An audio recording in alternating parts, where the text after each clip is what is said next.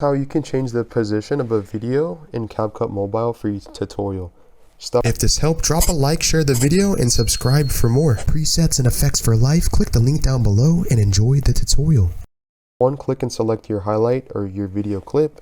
Step is to scroll to the right, transform. Change the video by mirroring the video and rotate the video. You can resize the video.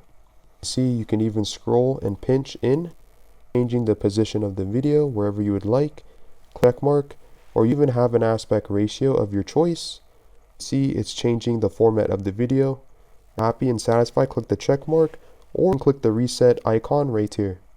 The way that you can do this is click this arrow to go back to the right and click basic. Change the position manually, the x-axis and the y-axis. To the right, to the left, it's moving down. Even scale the video. If you move this to the right, you can manually see how much you're scaling in terms of a percentage. Rotate the video and it will show you the degree or angle of the rotation. Click free.